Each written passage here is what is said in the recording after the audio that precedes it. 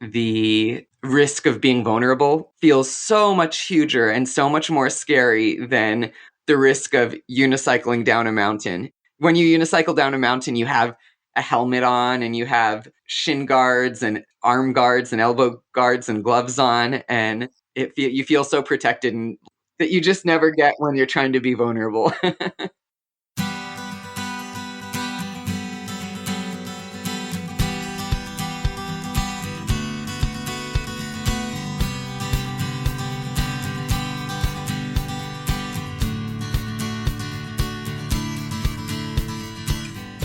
Welcome to Parent Footprint with Dr. Dan. I'm Dr. Dan. This show is about making the world a more loving, accepting, and compassionate place, one parent, one person, and one child at a time. The key to raising healthy and engaged kids is for parents to seek the same in their own lives while striving to be the best versions of themselves each day. No matter who you are or where you came from, with increased awareness, you can be purposeful about leaving a healthy footprint for your children, your family, and all those you care about while living your own life to the fullest. Today's show is Fearlessly Different with our esteemed guest, Mickey Rowe. Mickey has had a prolific and varied career as an actor, director, consultant, and public speaker, and he is now highly sought after both nationally and internationally. He was the first autistic actor to play Christopher Boone, the lead role in the Tony Award-winning play, The Curious Incident of the Dog in the Nighttime. He has also appeared as the title role in the Tony Award-winning play Amadeus and more. Mickey's been featured in the New York Times Magazine, PBS, Vogue, Playbill, NPR, CNN, Wall Street Journal, HuffPost, and Forbes, and is keynoted at organizations including Lincoln Center for the Performing Arts, the Kennedy Center, Yale University, Columbia University, Disability Rights Washington, the Gershwin Theatre of Broadway, the DAC of South Korean government, and much, much more.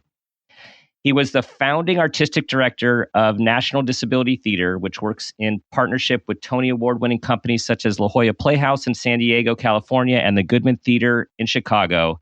And he is the author of his new and truly distinct and important memoir, Fearlessly Different, an autistic actor's journey to Broadway's biggest stage. Mickey, welcome to the show.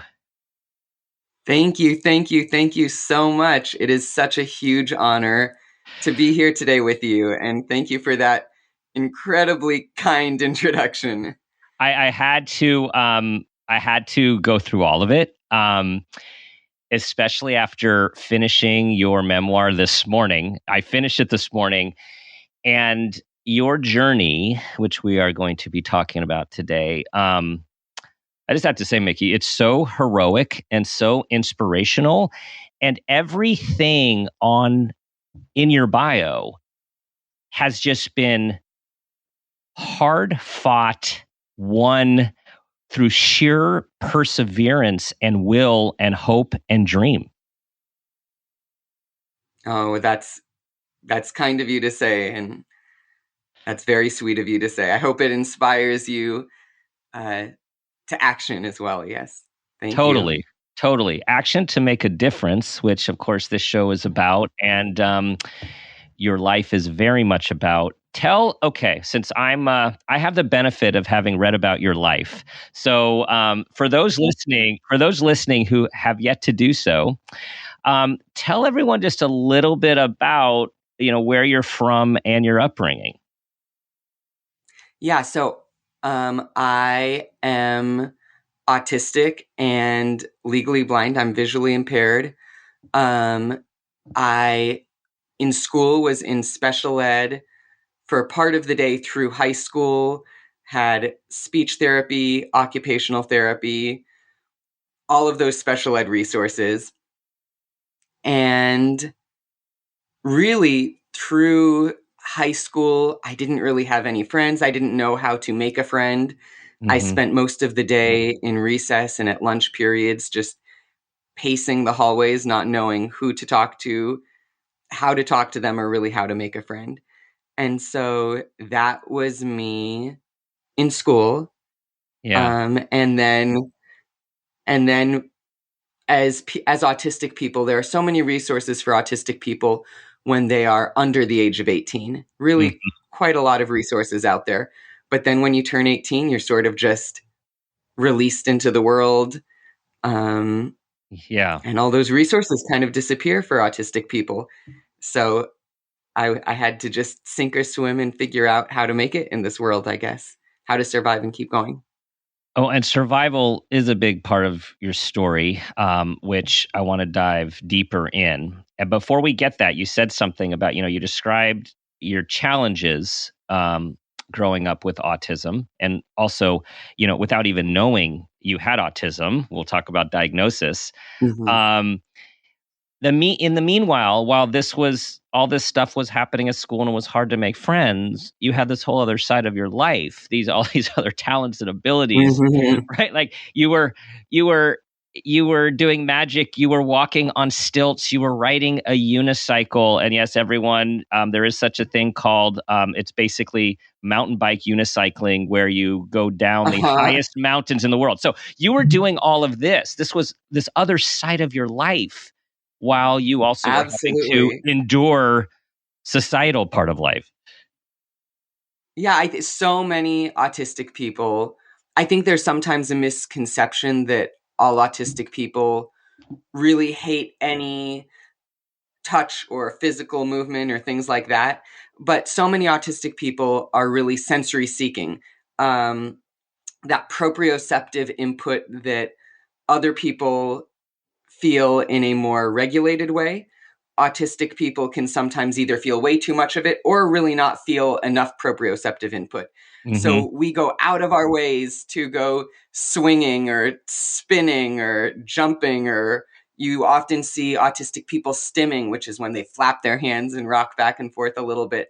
And that's because we so crave that proprioceptive input. And so for me, as an autistic kid, I wasn't going out after school and hanging out with friends or anything, but that meant that I had all the time in the world to learn how to unicycle and stilt walk and juggle and get all this proprioceptive input in every way that I possibly could, and try to figure out ways to connect with the world through kind of performing like that Yeah. Yeah. leveled the playing field a little bit, I guess, maybe. Well, and here you are, you're performing at the level of experienced carnies who are adults, right? I mean, so did you know that at Uh-huh. a young age, you didn't have these other things that other kids had, that you saw at school? Were you also aware that those talents were, off the charts, that you did have?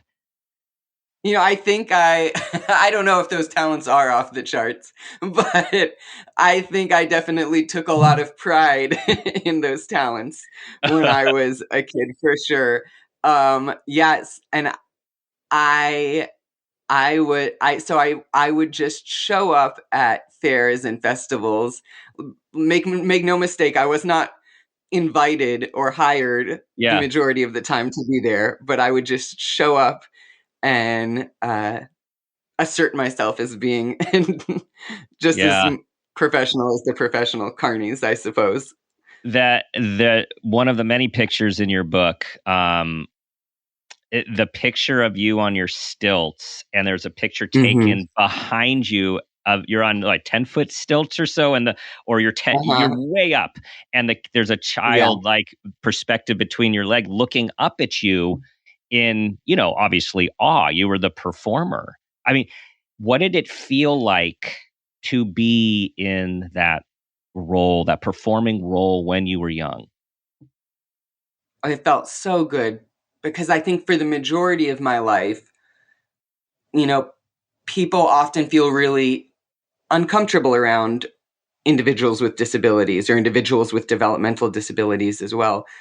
I think we aren't taught how to interact with or be friends with or respond to disability. That's not something we really talk about in our society, especially if you're non-disabled, and that's not something we know how to interact with. So Hmm. for the majority of my life, I think people felt really maybe uncomfortable around me, and I could read that in the way they talked to me or treated me, Hmm. even if I didn't directly understand it. But when I got to perform on stilts or on a unicycle at a farmer's market or at a fair, Mm-hmm. everyone who saw me smiled, and I made everyone happy who saw me. And I think Mm-hmm. that's such a good feeling for an autistic child who maybe their whole life has been told that they are messing up or they're bad or making mistakes all the time or this or that. When the autistic child is trying the best they can to do the right thing and get approval and do the thing the way the non-autistic person wants them to do it. Mm-hmm. But we're just told all the time that we're doing things wrong or getting in trouble. And so it felt very good to be on Stilter on a unicycle where when Mm-hmm. anyone who saw me, they smiled and I made them happy. And you write about the comfort of in your many roles that you've now had, but the Mm-hmm. comfort, particularly early on, of being in a role which allowed you to you knew what to do. You knew the part, right? There weren't going to be major surprises coming at you that you didn't understand when you were playing your part. Yes. Yeah. So this interview, for example, right, is Mm-hmm. super easy for me because the roles are really clear. You're the interviewer, I'm the interviewee. You ask the questions and I answer them. And Mm-hmm. I'm supposed to sound smart and maybe funny, right? You're That's doing just a great job. the Doing a roles are great job. Yeah. uh, thank you. Yeah. Yeah. But the roles are super clear and that makes this relationship really easy. If I saw you on the street, for example, though, if we're just passing by each other as peers, those roles aren't really clear. There's no rule book. I don't know if I'm supposed to stop and talk to you or if I'm Mm-hmm. not supposed to stop and talk to you, or if we do stop and talk, right? Mm-hmm. Are we just having a 5 minute, hey, how are you doing? Good to see you? Or are we supposed to like talk to each other for a full hour or 2 hours? Like the roles just aren't very clear. So Mm-hmm. autistic people often really love situations that kind of put parameters on those roles Mm-hmm. and make those roles more clear and easy to understand, Mm-hmm. Mm-hmm. and take some of that intuition out of it because there's so much social peer intuition that most people have that autistic folks just don't have. And so the more Mm-hmm. we can create situations that put parameters on that through roles, the easier it is. Yeah. So that's definitely why I like doing interviews like this. That's definitely why I liked stilt walking or being a magician or Mm-hmm. acting, where someone says, this is your part. Yeah. You are Mozart. Here's how he interacts with the world. Yeah. Here's how people interact with him. Yeah. And all of dialogue you have is scripted and already written down Yeah. by someone else. Yeah. All right, people. So just so you know that Mickey is humble when he said he doesn't know about how any of those things are, really advanced. So you unicycled down, was it Mount Rainier with is it Mount Rainier that with All sorts of mountains. yeah, Yes, that absolutely. I would say with the he unicycling lifts up the champion. mountains. Yes. Yeah. I mean, that is not typical. I mean, talk about, fearlessly. I mean, so there's fearlessness in terms of, those kind of risks. And there is fearlessness in terms of you continuously putting yourself out there and literally Mm. never, ever. I mean, one of your messages to everyone, never, ever, ever give up. Like you just did not give up.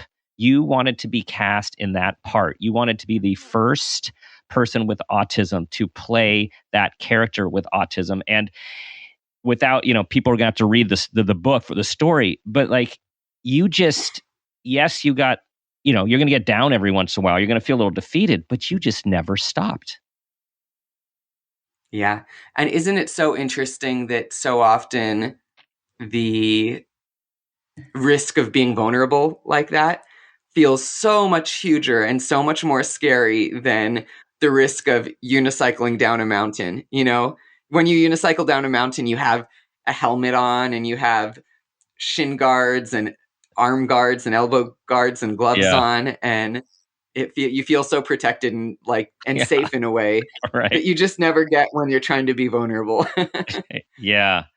Did you, you know, that's actually, I'm glad you brought that up, the feeling of vulnerability, because it seemed like for you, what made you feel vulnerable in life growing up might be different than some other folks, neurotypical folks, and then what makes other folks feel completely vulnerable, you just kind of like put your head down and just went for it. So like, did you, I know, is that even like, is that a I fair think comparison? I think that's absolutely fair to say. Yeah. I think part of it is that autistic people really don't understand or have the social rule book that everyone else is playing with. So while something might make you uncomfortable because you have the social rule book, you know what all these social rules are and you understand them, they're just a part of who you are. And Mm-hmm. so doing something that I did in my life might feel very vulnerable to you because it goes so against the grain of something in the social rule book there. Yeah. It wouldn't make me feel uncomfortable because I have no awareness of that social rule book whatsoever. Yeah. So if I don't know the social rule book, then breaking those rules doesn't feel uncomfortable to me because I'm not even aware that I'm breaking them, I guess. Yeah. I mean, If that makes any sense at all. I it don't know if makes that answered the it question. it does, because so much in society, well, one of your many messages in your memoir is basically to be big, to be bold, to like be everything that you're meant to be. And Mhm. society and family, intentionally and unintentionally, tends to pick us apart over time about what's okay, about what's not okay, shame, giving shame. And people do get smaller, unfortunately. So in a sense, Yeah, what you're talking about, without having that playbook, which I know does not, I know is challenging, and reading about how challenging it is, it also presented a different point of view and a different perspective, as you talk about, people with autism and people with disabilities have a different perspective. absolutely. And it did in some ways give in just as many ways as not having that social rule book made my life difficult. It also gave me so many advantages in some ways as well, I think. Hmm. Hmm. Absolutely. What you said just reminded me of really my first mentor, Rita Giomi at Seattle Children's Theatre, who is the associate artistic director and casting director there. At one point, I had a meeting in her office where we kind of went over, it was sort of like a performance review for a class I did at Seattle Children's Theatre at one point. And I remember she said to me basically exactly what you just said, which is, if you end up going to school for theater or if you end up doing this or that, society is going to really try to make you smaller and make you not you. They're going to try to make you just like everyone else. And unfortunately, that's just what happens when you go to a school or an institution or do this more. And you Hmm. just need to fight that tooth and nail Yeah. and try to Yeah. not Yeah. allow that to happen. Yes. Words of wisdom. Words of wisdom. Hmm. I In thinking about you saying earlier that, you're often we're told like things you're doing wrong, and being made to feel different, even if you didn't always know why. Um, Hmm. it seemed like your grandparents played a very important part in your childhood, not making you feel like that. Absolutely. My grandparents were so trusting in me in a way that I don't think we always trust our kids. I think me as a dad now, I'm a father, and it is difficult at times to trust my own children the way my grandparents trusted me. Hmm. They allowed me to take risks of all kinds, and they also really helped me to feel unsupervised at times as well. They lived in West Seattle, on Puget Sound, and they would just set me free to let me go explore the sound, explore the ocean, explore the beach, go scrambling under the ferry docks. And I'm sure that they were keeping an eye on me through the window of their house. I'm sure they were in the kitchen or whatever, looking out the window, watching me. But to me as a kid, I really felt unsupervised and free. Like I just had the freedom to completely explore and be myself.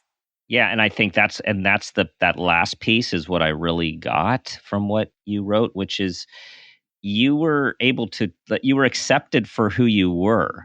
You didn't have to question what you were doing, what your interests were, if you were flapping or stimming or, being sensory seeking. Like your grandma would just get on the floor and like join you, right? Like it just seems such. Or when I said,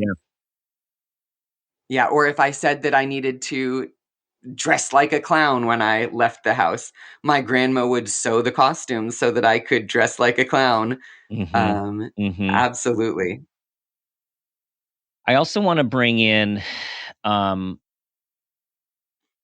the hard reality that we all need to grapple in about the mistreatment. I mean, one of your many hats is as a disabilities activist and bringing light to the horrific. I mean, it's horrific. The horrific facts of the amount of abuse of disabled individuals, the amount of under and unemployment and underpay of disabled and I'm using disabled broadly here, not just talking about autism because you are a fighter for all. Yeah, you are using disabled absolutely appropriately. And also, as you talk about in the book and end with the book, which it gives me a heavy heart having just read that, is the lists of disabled children who are murdered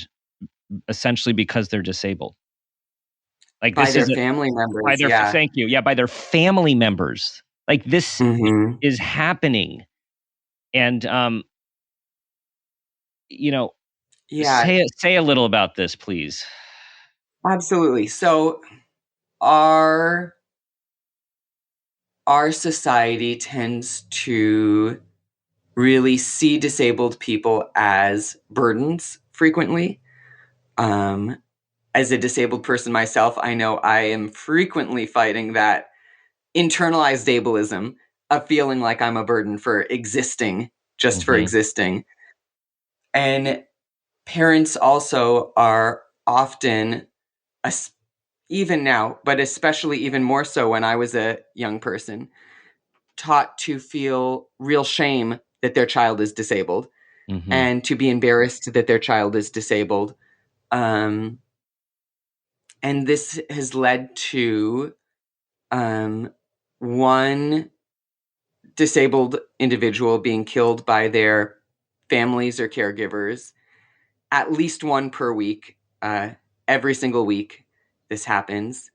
And I'm sure that those numbers have also only gone up during the pandemic when families have less resources to send their kids to school or special ed or to have other people come to their house and help. But pre-pandemic, at least one child per week is killed by one person with a disability is killed per week by their families or caregivers. And when this happens, the real shame, firstly, it almost never makes the news. It almost never makes the media. But when it does, unfortunately, the news and media are 100% sympathetic to the parents. Right. Saying things like, well, you don't know how hard it is to raise a person with a disability until you have done it yourself. Or to say that child suffered so much because of their disability, and now that they've been killed, they will no longer have to suffer anymore. So it was a sympathy killing almost. And this is not true. People with disabilities, firstly, people with disabilities are not burdens. And people with disabilities are powerful. People with disabilities are sexy and smart. If you're a company out there listening right now, if you are able to employ people with disabilities are truly some of the best creative problem solvers in the world, because we have to creatively problem solve every day to navigate a world that wasn't built for us. Yeah. we have so much to contribute to the world. So it's such a shame that other people are always making judgments in terms of how much they feel our lives are worth and whether they feel that our lives are worth living. And you used so a few things I want to highlight there. You said, you've said ableism. So for everyone listening, it's a very important term. The idea that our world is set up for people who are abled, and prioritized Yeah. for people who are abled instead of disabled. Yeah. And I also want to specify that all of this discrimination, another thing you mentioned in the book is that 85% of autistic college graduates are unemployed. 85% of autistic college graduates are unemployed, and they made it through college. So why could they not have any job Right. if they were able to make it all the way through college? But all of these statistics, all of this ableism, as you said, it's not intentional. It's not, no one to my knowledge is doing this maliciously or intentionally hating on people with disabilities. It's not intentional, but it is just this kind of underlying thing in society where we don't realize how capable people with disabilities are. We don't realize how much their lives are worth, and we sometimes have trouble humanizing them and seeing them as the Absolutely. same as that we would see ourselves. So I just want to specify that yes, ableism is such an important thing to learn about, but also it's not intentional, and we need to go in realizing that it's not something that's anyone is intentionally doing. Well, and as you write about, it's really a lot of this is about education, a lack of awareness, myths, Absolutely. not having information, which is why you're doing what you're doing, which is why I'm glad we can have this conversation to spread this. And when we think about information, something that we talk about on the show with different guests related to diagnoses, this dilemma of to label and to pathologize people and to limit people, which clearly diagnoses can do that. But also diagnoses can provide understanding and basically liberation. And I want to read Yes. something that you said. You said two things. One is the medical model says that a person's disability is the problem, that there is something wrong with the person that needs to be fixed, made whole, or cured. The social model says that the actual problem is an ableist and inaccessible society that is set up by and for non-disabled people, that it is society that needs to be repaired. So I just wanted to highlight that very important quote because it's a different way of looking at a person in terms of looking at the context at which the person is living as opposed to just the person. And you said a weight lifted through diagnosis. Suddenly you are no longer adrift on a lonely sea, but you are anchored by a name for the thing. And then you find safe harbor in the knowledge that there's a community of other people who feel and think the same way you do and are going through the same things you are. Yeah, absolutely. It is, a lot. I'm often asked by parents. Oftentimes parents will come up to me at an event or write to me on Facebook or email and saying, my child is 10 years old. They are autistic. They're in special ed. I don't know whether to tell my child that they are autistic or not. And I often hear parents whose kids are on the spectrum struggling with whether or not to share the child's diagnosis, share with the child that they are different, that they are autistic. And I think that when it comes to things like autism, kids are so much smarter than we give them credit for. Kids are so much smarter than we think they are. And the kid knows they're different. The kid knows that they go to special ed maybe while everyone else is going to the regular classrooms. The kid knows that when people talk to them, maybe when people talk to all of the other kids their age, they talk normally in one way about, I don't know, sports or what does this kid want to do when they grow up. And then when they talk to the kid with autism, maybe their voice rises quite a few octaves and they talk as if they're talking to a 3-year-old or a 4-year-old. Like we feel all this and see all this. And so I think my encouragement, first off, I don't know anyone's family, and everyone's family needs to make the decision that's right for them. And Right. I'm not here to tell anyone what to do because whatever decision a parent is making for their family, I'm sure is the right decision, and they know their specifics better. Yes. But what I can do is speak to my lived experience and say that I have found that information is power, and that I have been so much more enabled by being able to learn about autism, being able to learn what are my weaknesses specifically and what are my strengths specifically, and being able to understand my weaknesses and strengths has enabled me so much. And also just being able to know and understand and research, oh, this is why this always happens in my life. This is why whenever I reach out for human connection, it fails. This is why these things keep happening. It's not because no one likes me. It's not because I'm stupid or bad, but just being able to understand it more objectively is so helpful, I have found, for my life. Yes. Yes, and because kids make up, we humans make up usually worse explanations and reasons for what is if we don't know what is. We usually go to a pretty dark place, like there's something really bad with me, wrong with me.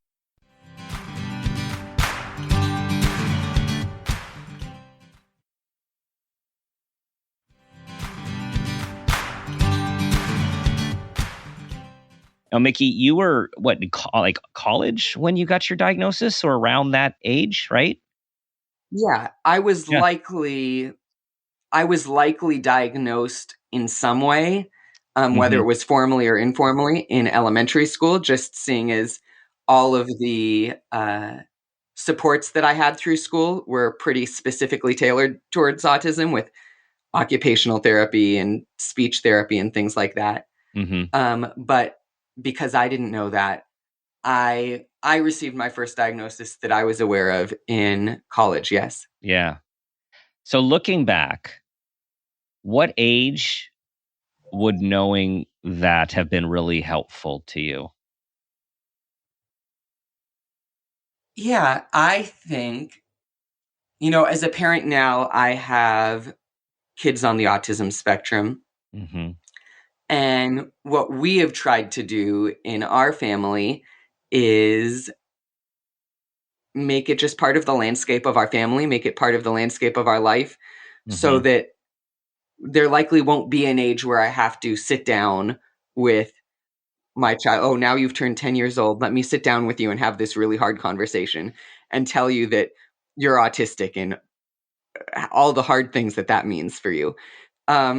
Instead, we just try to subtly bring it up in small ways, always. So if, for instance, the other day, all of our kids were outside playing soccer, and one of our kids who's autistic said that they really liked soccer because they were good at it, but really hated it because it was too noisy and the noise was really making their head hurt. Yeah. And so we said, oh yeah, well, because you're autistic, sometimes noises can be louder for you than they are for other people, or sometimes that kind of sensory input can really not feel good to you and feel different than it feels for kid A and kid B who aren't autistic. But why don't you just put on some headphones or put earplugs in, and then you can go back out and play soccer and it won't be a big deal. So we try to just have the conversation in small little ways constantly, so that we don't ever have to sit down and have a big conversation. And then also when the kids have questions about it, we then can answer. We can be led by their curiosity and give them the information about autism that they're curious about at an age appropriate level. That is just a wonderful approach on both sides of it. So on the one hand, you're basically using the name autism, the description autism, the label autism to describe your child's experience to them, so they can make sense of their experience. It's not less than, it's not Mhm. pathologizing, it's an explanation. And then you're Yeah. also there to offer information, which we would say would be like,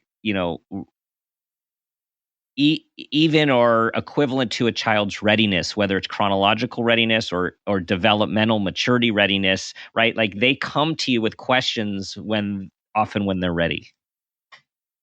Absolutely. Yeah. So that's the approach we've taken in our house. Hmm. Okay, so And I think it relations, also yeah. normalizes autism. I think sometimes when you Hmm. see it as something where you need to sit down and have a big conversation about it, where the kid can see the parent is sweating a little bit and nervous about having this conversation, and vice Yes. versa, it can make it feel like maybe autism is something scary or Yeah. awful. And Hmm. if you can, the more we can just normalize it and have it be just a normal part of our normal lives, because it is. Yeah. Um, I think the less scary it can be and the more manageable it can feel for both the parent and the kid as well. Yes. Absolutely. Um, Relationships. So you talked about how, regular relationships are challenging when you're growing up with autism. You don't have the playbook. So then we get to add a layer of complexity to that with intimate Uh-huh. romantic relationships. And that's a whole nother, I mean, that's, I don't, it's not, well, is that another playbook, or is that another several chapters? I don't know. It's a lot it's a lot, right? Of, And I'm going to preface yeah, this right yeah, now with just saying I'm still learning this. I yeah, don't know that I have all yeah. the answers here yet. I'm learning as I go. a, Still. a future memoir to come. Uh, so, so a few things on the show. A huge part of what we talk about is awareness, and the idea that the more aware we are of who we are and where we came from, the healthier and more fulfilled we can be, which will allow us to raise healthy children. And so I feel like you had a few different things coming at you when it came to understanding healthy romantic relationship. One, like anyone, lack of experience, and then no playbook. Um, and it's really good to feel desired. And then two, um, you know, you your grandparents were really supportive, but you also had a parent that you did not necessarily get treated always with the love that you would then know to look for. Is that reasonable for me to say? Absolutely 100% reasonable. Hmm. Yeah, I think a few things happened. I was not feeling. I'm sure if you asked my mother, she would say that she loves me deeply. Hmm. Um, I have no doubt about that. It's also entirely fair for me to say, and she has known for decades, that I did not feel that love from her, I did Hmm. not see that feeling put into Hmm. action from her.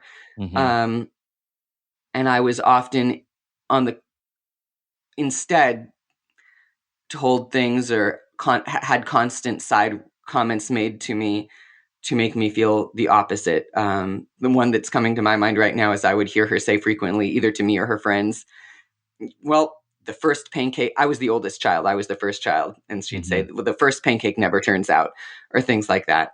Mm. Um, so that was really hard. My parents are now divorced, but when they were together, I also didn't really see a loving relationship modeled Mhm. between them. And then the last final piece that I think is almost the most important, even more dramatic than the other two things that I just mentioned, is I was constantly told by family members or even by strangers when I was out street performing at markets and things that, oh, you'll be really lucky if you find someone to marry you, or, oh, it'll take quite the special person to want to marry you, or Mhm. just telling me that, and so, which is something, speaking to other disabled adults now, I've found is fairly common, almost fairly universal in Mhm. disability spaces, disabled people, at least of my generation, being told that they will be so lucky if they can find someone to marry them, and that no one's going to really want to marry them, so they should just accept that. Mm-hmm. So all of these things led me to really believing that I needed to just accept love. Like, the first person who I could find who would want to be with me, Mm-hmm. I needed to just take that and see it as the one time this might happen in life, because that's kind of what I'd been taught to believe would happen. Right. Right. And so that led me to being in some really difficult and abusive relationship. Yeah. Yeah. It was hard to, as I got to know you and was cheering for you in your book. Um, it was hard to read what you experienced. And you described it also in a very fair and non-judgmental way. I'm being a teaser to everyone. We can't talk about that. In a very non-judgmental way, a very difficult situation. Um, and it led to a few things. It led to you, as you put, realizing your role as a father. Like, you knew, like, right? Like, you ended up knowing what you needed to do in your role as a father. Yeah. You're going to steal my answer for your last question there. Absolutely. But yes, so absolutely. We're going to save it. We're going to save it. Okay. Absolutely. Okay, everyone, we're almost there. You can keep talking. You can keep asking, though. Yeah. I was just teasing you. No, I like that, because I have a feeling where you're going. So let's let's table that, and then it goes to the next point, which is, you found love. You found real love. Mm-hmm. Yeah. So which was so surprising and shocking and truly earth shattering to me in some way. I think to finally feel love as a 30-year-old, in some ways, I had to do a lot of mourning in that moment and at that time, because the experience of feeling love and feeling unconditional love made me realize that was something I should have felt my whole life, and made me realize the extent to which so many of the things that came before were not love in any actionable way, real way. But I think it is so important, as we love our kids, especially disabled kids, for them to know how valuable they are, how valued they are, and how lucky anyone would be to get to be with them. Because otherwise we're just setting people up for abuse. We're just making people easy targets for abuse. Yes. But yeah, yes. So getting to feel love as an adult was truly earth-shattering, and came with a lot of mourning with it, which was really surprising to me.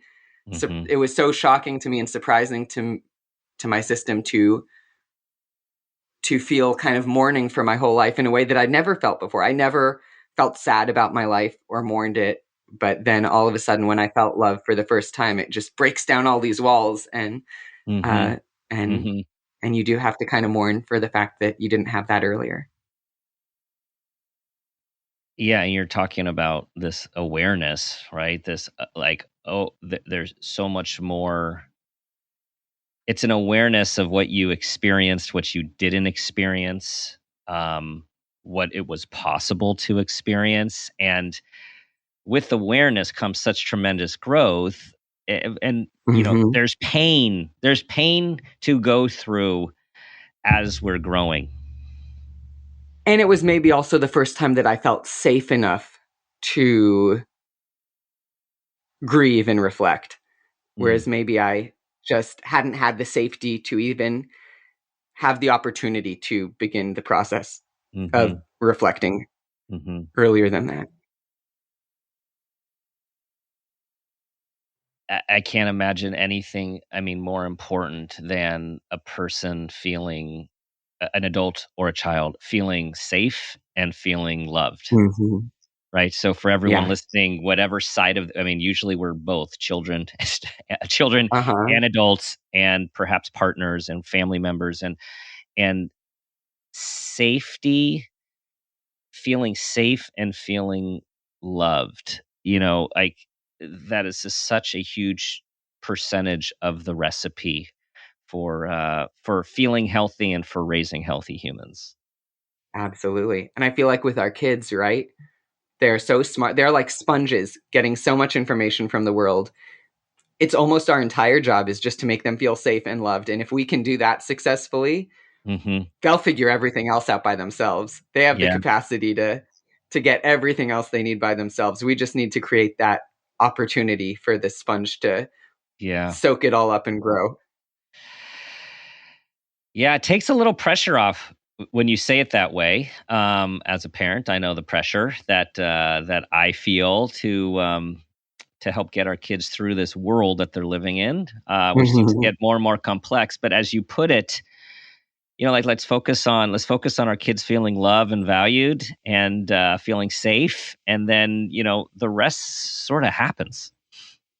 It'll just fall into one way or another. It'll fall into Yeah, place, and it yeah, might fall into place in the ways that you pictured it falling into place when you pictured being a parent, when you pictured becoming a parent before they were born, and it might fall into place in completely different ways that you never would have ever pictured it looking like when you became a parent. And that's okay too. And we need to just realize that, that part of the picture, that part of it is not our job. It's not mhm, our job to worry about or try to force, or all we have to do is create that space of safety and that space yeah, of love, and yeah.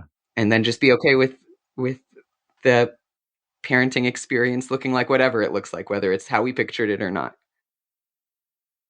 And it often does not always look how we pictured it, right? We have Absolutely. it goes that way. All right. Before we get to this final question here, I do want to just I just have to you're a leader. You're a leader. You're a leader for change. You're a leader for awareness. You're an activist. And you wrote something at the very end that really spoke to me that I want to read to. So everyone, whether you are a parent, a grandparent, a coach, a teacher, um, an employee, an employer, it speaks. This is to all of us. Leadership is not about power. Leadership is not about popularity. Leadership is about doing what is right. Leadership is about making the moral choice irresistible. Leadership isn't a position. Leadership is an action.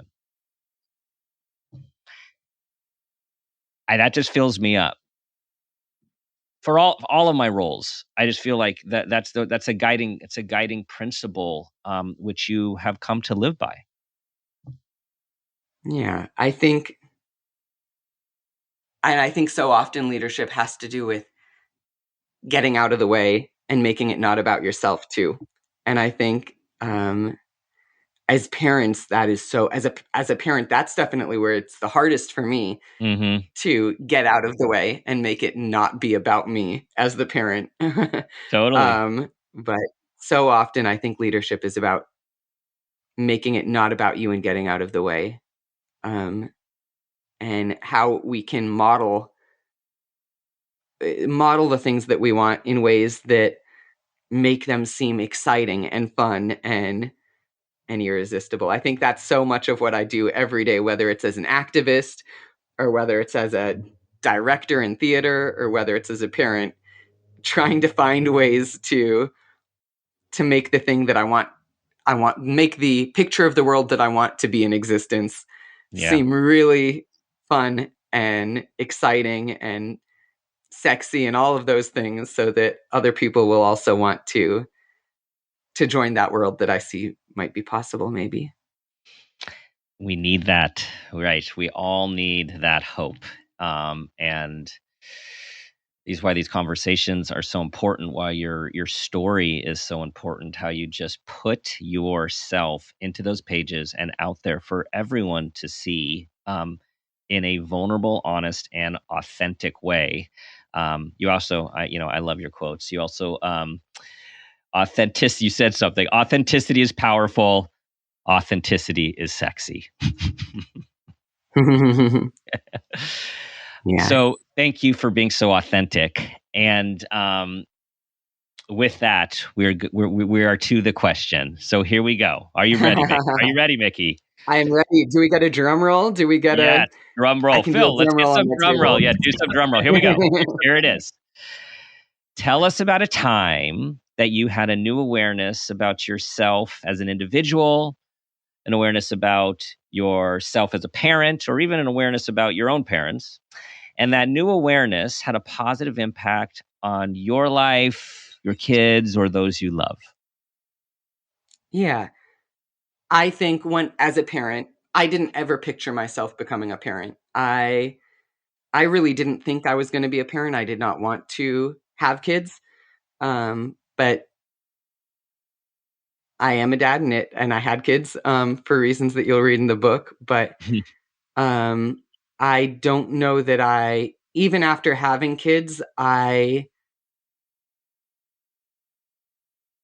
it took my brain a little while to catch up and understand what that role was and how it was that me, Mickey, I got to enact that role and play that role of being a parent. I was going through a really tough time where my ex-wife was going through a mental health crisis. She had been diagnosed with psychosis and was in and out of institutions for that. And she began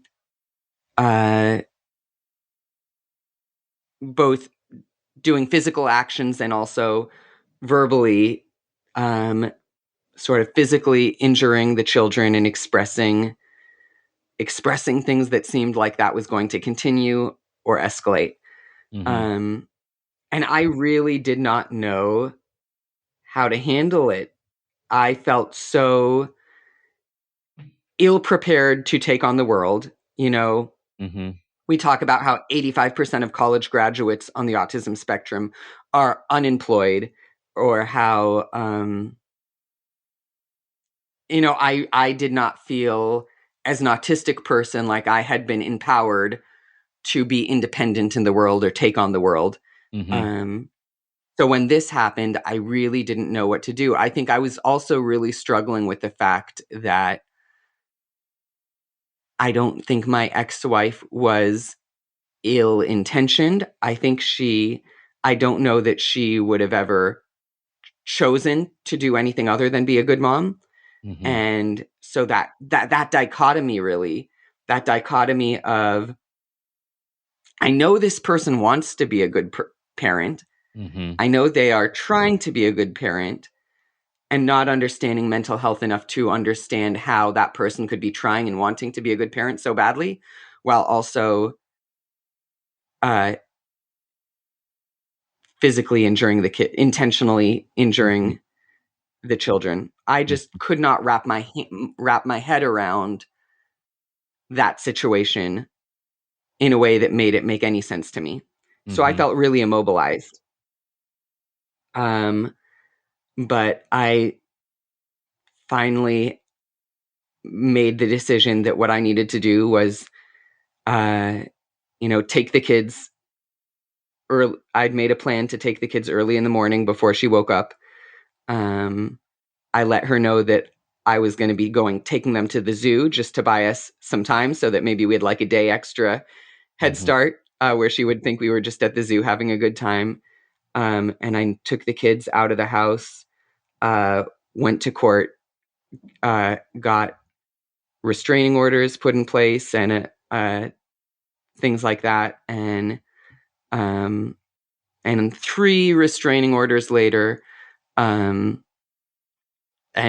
almost a year later, we set up supervised visitations, so that the kids would see her through supervised visitations.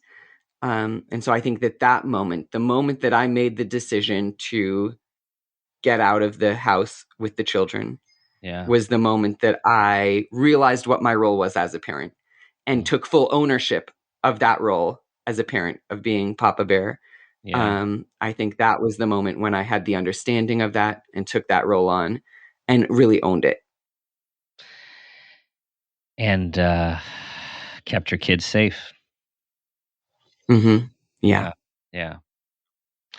And it was very hard to do that in ways that didn't, I think the struggle was doing it in ways where it didn't feel like you were putting blame on anyone, Mm-hmm. or you didn't feel like you were trying to punish anyone or be unfair to anyone, Mm-hmm. especially in the court process, because, in the court does not, they're not experts in mental health or any health, really. That's not what they do. The judges, Right. that's not how they're trained.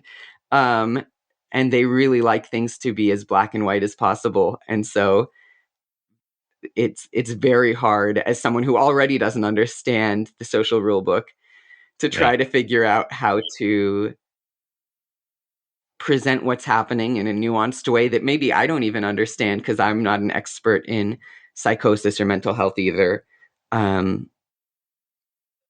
while also convincing the court that this is what needs to happen. But I was really lucky that we had lots of photographs and things, so the court was super helpful, actually, in the end. Well, and this story, the thread that goes through this story, your parenting story, your parenting awareness, and your entire life is not giving up. Like, Yeah. so many no's or misunderstandings or disregard and whatever it was, you just did not. You kept showing up, and it's not like things just worked out. Things worked out because of all the action that you repeatedly take, which is for you, is driven by your passion and your beliefs and your values. Yeah. And I also don't want to sound like a hero for not giving up, because it's like, what is the other choice you have? Yeah, There's yeah, you really just don't have any other choice. It's what anyone would do in this situation, because there is no other yeah, option. There is no other choice. Even writing the book, right. I've been working at Safeway through the pandemic, and that just is not, or a grocery store yeah, working through the pandemic, and that's just not feasibly sustainable for my family financially. That's not a way that I can take care of the family. So it's just always thinking about what that next step is. Okay, yeah, working at this yes, grocery store is not going to help my family. What can I do? Great. Let's write the book. Let's make this happen. yeah, And finding ways yeah. to help the family financially, while also helping yourself spiritually and emotionally and artistically to feel fulfilled as well. Yes, that sums it all up. Um, Mickey, thank you for again sharing yourself with us, because it is a story. It's a story of understanding. It's a story of trauma. It's a story of um, disability and ability, and then of triumph, and of still growing and being human to this day. It just keeps on going. The story, it Absolutely. keeps on going. So tell everyone where they can find this great memoir, Fearlessly Different, and also all of the other things that you have been involved with. Absolutely. You can find Fearlessly Different beginning on March 15th, 2022, on Amazon.com, Audible. There's an audiobook, bookstores everywhere. Or you can go to www.mickeyrowe.com/fearlessly different. And there's a whole list of other independent bookstores. If you want to support your local bookstore, you can likely find a link on my website, or go directly to your local bookstore's website, and you can pre-order the book through them as well. Thank you, Mickey, so much for this conversation. And I wish you all the best on what's next for you. Thank you so much. It's truly been such an honor to be here. Thank you. Thank you. Thank you. All right, everyone. Let's try to channel Mickey and do what is right. Treat people with understanding and compassion. Help with the increased awareness for how people with disabilities are treated in our country, how we can be different, how we can realize everyone's strengths. And I am going to end with a great Mickey quote: "Our differences are our strengths." Thanks for listening. We appreciate your 5-star reviews. We love you sharing these episodes with people you know who will benefit and joining our community. Do your best to be that person you want your child to become. And ask yourself the question I ask myself each day: what footprint do you want to leave?